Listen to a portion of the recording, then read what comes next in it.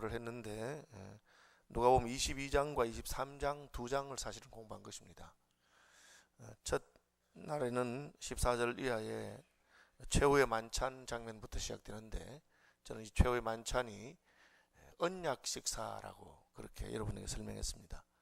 주님과의 가족이 되는, 식구가 되는 것이죠. 그래서 3년 반 동안 주님과 함께 다니면서 주님과 교제한 제자들입니다. 그래서 이제 예수님이 어떤 분인지 알 만큼 알게 되었습니다. 예수님께서는 이제 너희가 내 가족이 되겠느냐, 마치 남녀가 데이트하고 교제하다가 이제 프로포즈하고 결혼하면 결혼 서약을 통해서 부부가 되고 가족이 되는 것과 같습니다. 최후의 만찬을 통해서 예수님은 이스라엘 민족이 어떻게 탄생했습니까? 이스라엘 민족의 탄생, 이스라엘 국가의 탄생은 유월절을 통해서 탄생하게 됩니다. 애굽에서 노예 생활하던 사람들이 하나님께서 죽음의 천사를 보내서 애굽의 모든 장자들을 진멸하시고, 그리고 그 밤에 양과 그리고 무교병, 양고기와 무교병과 쓴나물을 먹으면서 애굽을 떠나는 그 사건을 통해서 하나님의 가족이 되는 구약적인 이스라엘이 있었다면, 이 신약적인 예수 그리스도의 신부인 교회의 탄생은 이 성만찬을 통해서 언약을 확정하신 것입니다.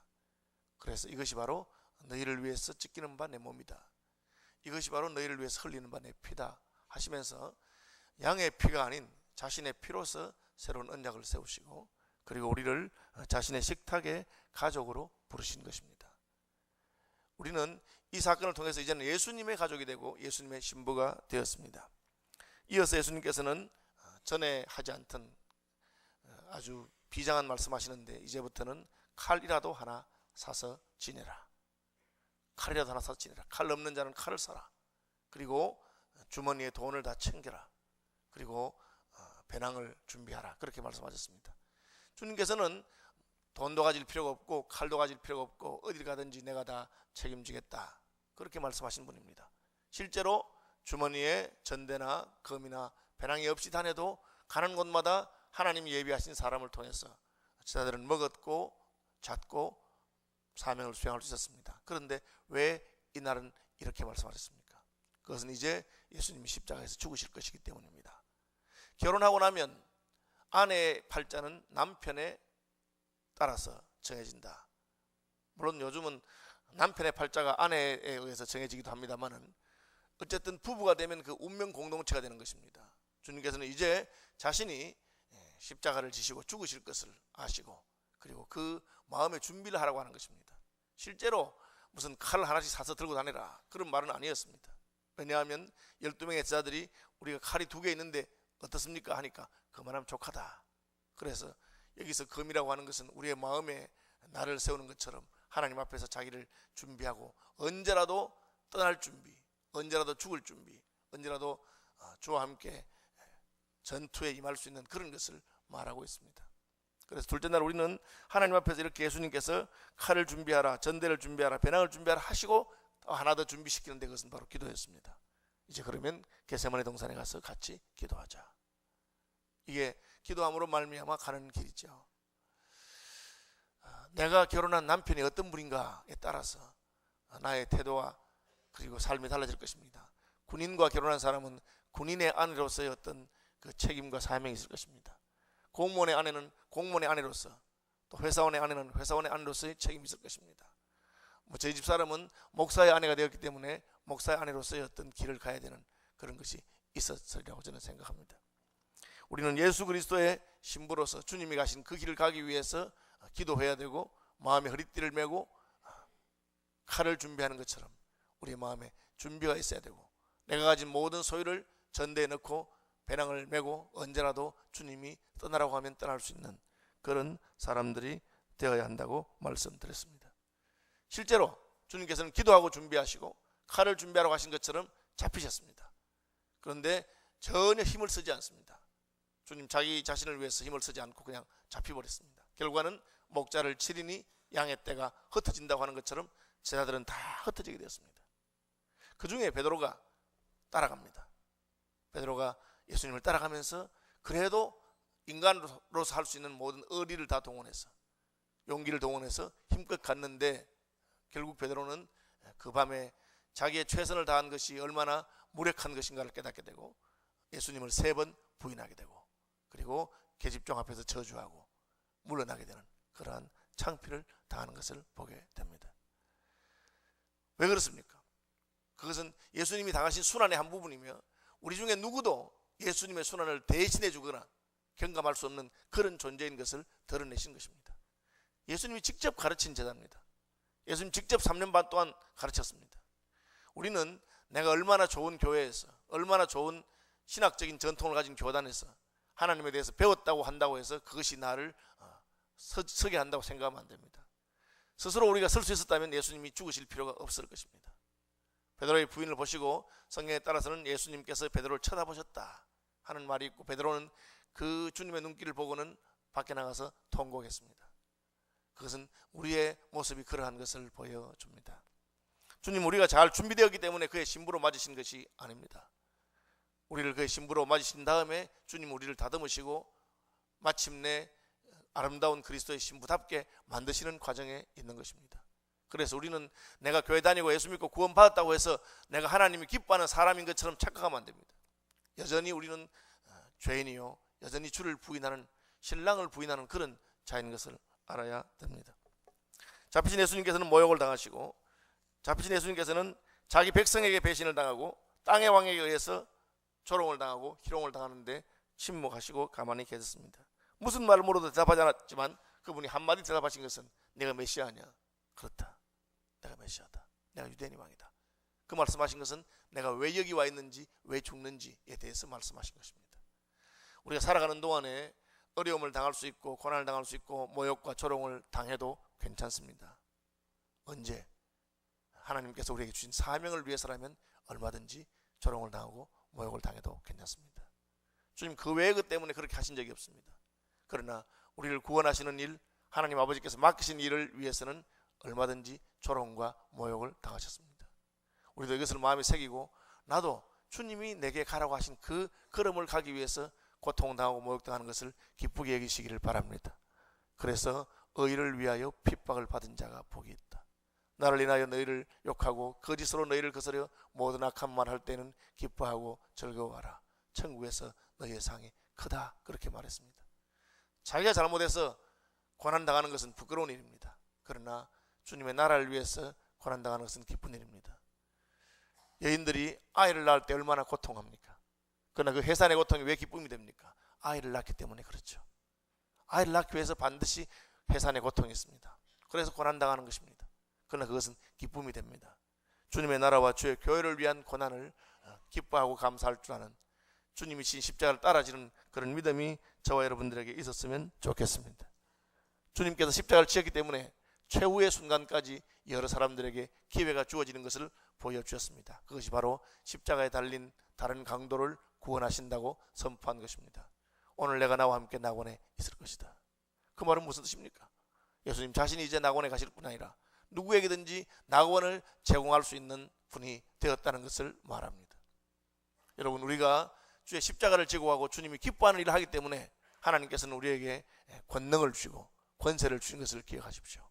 그래서 우리는 누구든지 땅에서 매면 하늘에서도 매이고 땅에서 풀면 하늘에서도 풀리는 것처럼 예수의 이름으로 말미암아 영혼을 구원할 수 있는 그런 능력을 가진 사람이 된 것입니다. 우리가 다른 일에 내가 얼마나 돈이 많아서 남에게 밥을 잘 사줄 수 있다든지 혹은 내가 얼마나 다른 사람들에게 영향을 끼칠 수 있다든지 그런 것 아니고 그의 생명을 구원하고 영혼을 구원하는 일에 우리가 부름받았고 쓰임받았습니다. 주님은 십자가를 지는 그 길을 가시면서 하나님께서 예수께 주신 권세가 무엇입니까? 오늘 내가 나와 함께 낙원에 있을 것이다. 이것이 그리스도인이 가진 가장 큰 권세요 땅에서 메고 푸는 권세인 것입니다. 그리고 이제 오늘 본문입니다. 예수님께서 이제 죽으셨습니다.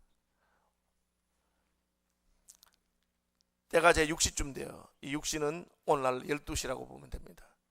해가 빛을 잃고 온 땅에 어둠이 임하여 제 9시까지 3시간 동안 이것은 예수님의 십자가에서 마지막 운명의 고통이 3시간에 걸쳐서 있었다는 것을 보여줍니다.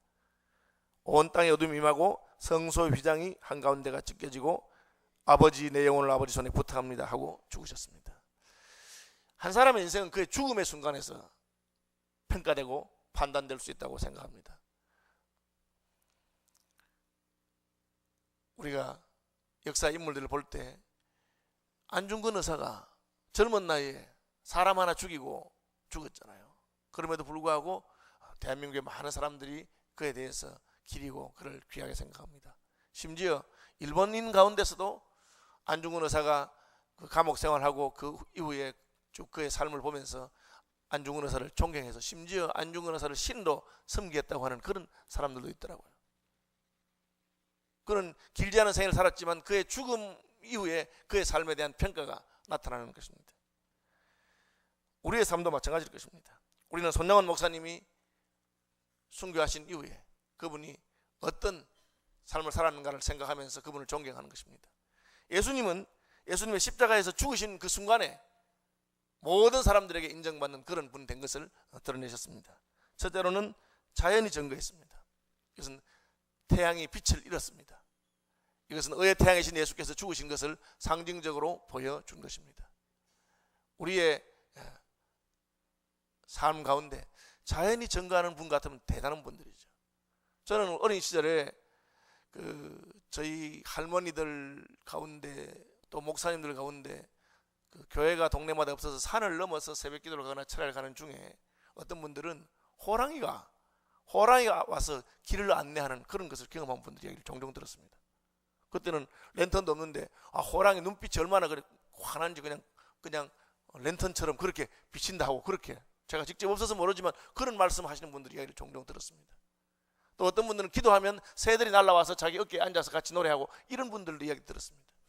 오늘날은 그런 분들이 많이 있는 것 같지는 않습니다. 어쨌든 때로는 하나님께서는 자연을 통해서 그의 하나님 앞에서 인정받는 자 된 것을 증거하시는데 예수께서 십자가에서 죽으셨을 때 태양이 빛을 잃고 온 땅에 어두움이 임한 것을 보게 됩니다. 성전 휘장이 위에서부터 아래로 찢어졌습니다. 여러분, 이 성전 휘장은 얇은 커튼 같은 게 아니고 두꺼운 카페트라고 생각하시면 됩니다.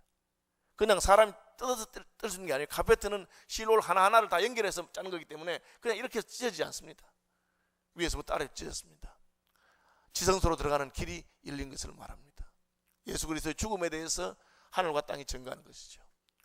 제가 그 광주 지역에 살다가 나환자와 결핵환자의 아버지였고 거지의 아버지였다는 최홍종 목사님의 그 전기에 대해서 좀 읽어보는데 그분이 돌아가셨을 때 그 광주 사회장으로 했는데 광주 지역에 있는 모든 거지들이 결핵환자들이 나환자들이 다 와서 울면서 그 아버지가 돌아가시면 이제 우리는 어떻게 합니까?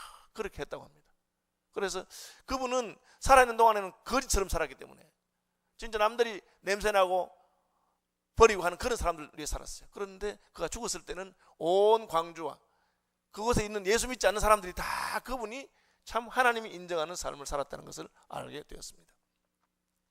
예수 그리스도께서는 죽음의 자리에서 자연히 증거하시고 하나님 아버지가 친히 휘장을 찢으시고 하나님이 나오신 것입니다. 지성소에 계신 하나님께서 죄인들의 자리로 나오셨습니다. 왜? 예수께서 십자가의 죽으심으로 인생의 죄 문제가 해결되고 그의 사랑하는 아들이 죽음으로 이 구원이 이루어진 것을 하나님이 생각하시고 휘장을 열고 나오시는 그런 역사가 예수님의 죽음의 자리에 있었습니다. 또한 예수님 자신도 자기의 일을 다 이루시고 다 이루었다 하시고 아버지께 내 영혼을 맡길 수 있는 자리까지 갔습니다. 여러분, 우리도 죽음의 자리에서 하나님 아버지께 이렇게 우리의 영혼을 맡길 수 있는 그런 삶을 살았으면 좋겠습니다. 그리고 하나님께서 친히 천국문을 여시고 우리를 마중 나오시는 휘장을 찢으시고 나오시는 그런 은혜를 경험하게 되기를 바랍니다. 자연도 심지어 오늘 본문에 보면 구경하던 모든 사람들도 이 사람은 정녕 어려운 사람이었다. 그리고 그냥 그저 희롱하면서 구경하는 사람들 가운데서는 두려운 마음으로 물러가게 되는 그런 역사가 있었던 것을 알 수가 있습니다. 왜 그렇습니까? 왜 우리의 죽음이 이렇게 영광스러울 수 있습니까? 예수님의 죽음이 이렇게 영광스러울 수 있는 것은 그분의 삶이 영광스러우기 때문에 그렇습니다. 저는 순교를 강조하는 교단에서 살았습니다. 저희 교단은 어릴 때부터 신사참배에 반대하면서 목숨을 바치고 주를 위해서 절개를 지킨 그런 믿음의 교단이다. 그렇게 제가 어릴 때부터 배웠는데 그래서 제 생각에 나도 한번 순교하면 좋겠다. 하나님, 저는 순교하게 해주십시오. 그렇게 했는데 나이가 들고 살아갈수록 순교라고 하는 것은 내 삶의 한 마지막을 보여주는 것이지 내가 순교적인 삶을 살지 아니하고 평소에는 제 멋대로 살다가 결정적인 순간에 한번 순교하는 그런 것은 없다는 것을 깨닫게 됐습니다. 물론 세상에는 벼락치기도 있고 당일치기도 있고 그렇게 할 수 있지만 하나님의 나라에서는 그런 게 없습니다. 예수님의 죽음이 그토록 영광스러울 수 있는 것은 그분의 삶이 항상 하나님과 함께 하셨기 때문입니다. 나를 보내신 이가 나와 함께 하시도다. 내가 항상 그의 기뻐하는 일을 행함으로 그가 나를 홀로 버려두지 아니하셨다. 그렇게 말씀하셨습니다. 그래서 마지막 죽음의 순간까지 하나님께서는 휘장을 찢으시고 나오시고 자연이 하나님을 통해서 증거하게 하시는, 하나님이 자연을 통해서 증거하게 하시는 그런 은총의 역사가 있었습니다. 심지어 그를 처형했던 로마 군대의 백부장도 이 사람은 정령 어려운 사람이었다. 이순신 장군에 대해서 대적했던 일본의 장수들도 그는 진짜 위대한 해군 함장, 해군 제독이다, 그렇게 말하고 있습니다. 그것이 적들도 증가할 수밖에 없는 삶인 것입니다. 한국교회 초기에는 예수 믿는 사람에 대해서 믿지 않는 사람들이 꼭 좋아하지는 않지만 그들을 두려워하고 존경했던 것을 알 수 있습니다. 그래도 예수 믿는 사람이 다르고, 그래도 예수 믿는 사람들이 이 시대의 양심이라고 그렇게 말했습니다. 그래야 우리의 죽음의 자리에서 영광스러울 수 있는 것입니다. 언젠가는 우리도 하나님 앞에 설 날이 있을 것입니다. 주님과 언약을 맺은 자로서, 주님의 신부로서 살아서 예수님 다시 만나게 될 때, 주님, 제가 부족했지만 이렇게 잘 살았습니다, 주님 인정받는 그런 저와 여러분이 되시기를 바랍니다. 오늘 뒷부분에는 아리마대 요셉과 그리고 또 여인들이 예수님의 장례를 예비하는 것을 보게 됩니다. 흔히 우리 하는 말에 정성집 개가 죽으면 문상객들이 문전성시를 이루지만 정성이 죽으면 아무도 없다고 하는 그런 말이 있는데, 예수께서 죽으셨을 때 참으로 끝까지 그를 사랑한 사람들의 모습이 나타나게 되고 그 여인들이 향품을 준비하는 것이라든지, 또 이 아리마대 사람 요셉은 그는 사내들인 공회 회원이었지만 예수님의 죽음 앞에서도 자신의 정체를 드러내기를 두려워하지 아니하고 그분의 시신을 내게 주십시오, 그리고 자기의 무덤에 장사하는데 그 이사야 선지자가 예언한 것처럼 그의 무덤이 부자들과 함께 되었다 한 것처럼 아마 아리마대 요셉은 유력한 사람이었던 것 같습니다. 자기의 무덤에 장사하는 그런 일이 있는데, 우리가 주님께서 보일 때뿐 아니라 안 보일 때, 또 예수께서 지금 십자가에 돌아가신 후에도 그의 변함없는 사랑을 보여주는 것, 그래서 바울은 에베소서에서 우리 주 예수 그리스도를 변함없이 사랑하는 모든 이에게 은혜가 있을 것이라고 그렇게 말했습니다. 신약시대에 있어서 예수 그리스도를 예표하고 드러내는 것은 교회입니다. 교회가 흥왕하고 예수 믿는 것이 자랑스러울 때뿐 아니라 예수님 따라다니면서 떡을 먹고 기적을 베풀고 병이 나을 때뿐 아니라 이제 예수님은 조롱과 모욕을 당하고 수치를 당하고 십자가에서 죽으시고 참 버린 자와 같이 되었을 때도 변함없이 예수를 사랑하는 사람들의 이름을 기록해 놓은 것을 보게 됩니다. 여러분, 예수 믿고 교회 다니는 것이 유행이고 자랑스러울 때도 있었습니다. 그러나 또 오늘날은 예수 믿는 것에 대해서 모욕하는 자들도 있고 예수 믿는 것이 수치가 되는 그런 시대일지도 모릅니다.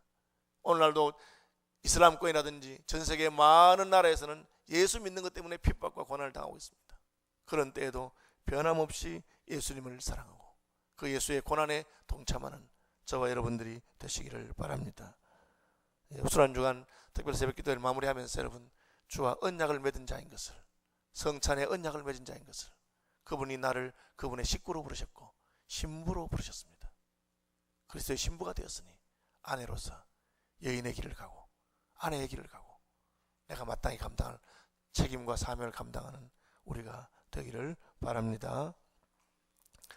주 예수 그리스도의 크신 은혜와 하나님 우리 아버지의 놀라운 사랑과 성령의 교통하심이 그리스도 예수의 신부로 언약 백성으로 하나님의 권속으로 주의 길을 따르기를 결심하고 나온 여기에 모인 모든 주의 백성들 위해 지금부터 영원토록 항상 함께 있어지이다. 내일 새벽에는 부활절 새벽 예배 성찬식 있습니다. 다시 한번 주님과의 언약을 되새기는 부활절 되시기를 바랍니다. 자유롭게 기도하다 가십시오.